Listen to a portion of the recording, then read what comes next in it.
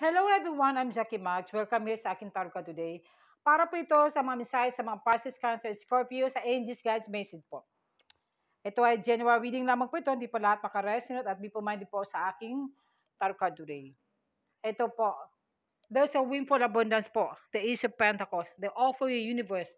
Kayo ay matulungin, maawain. Yung pag-share niyo po, yung mga sound blessings, mas more blessing there is back po sa inyo yan. Ipagpatuloy mo yan. Financial new beginning, guys. Wow. Congratulations sa mga water signs. Na-achieve yung pong goal nyo. Kunti-kunti na lang. Kunti na lang. At huwag kayong mainip, guys. Pwede ito, guys, nakatanggap kayo ng pera at hindi sinasabi sa iba, ayaw na yung social media at alam mo na kung sinong taong tutulungan mo. Ito naman, the high priestess, Pisces energy, malakas yung tuition mo.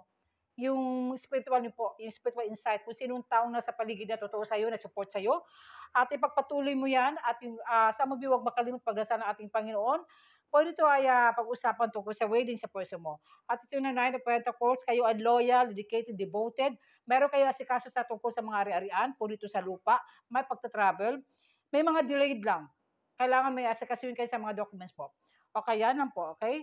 Ito sa Angels God's message po, sabi dito, aking girlfriend elect. Ito po. Be conscientious.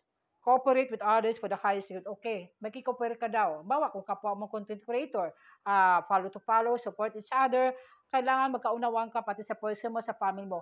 Yung balance po. Kayo lang po nakakaalam yan.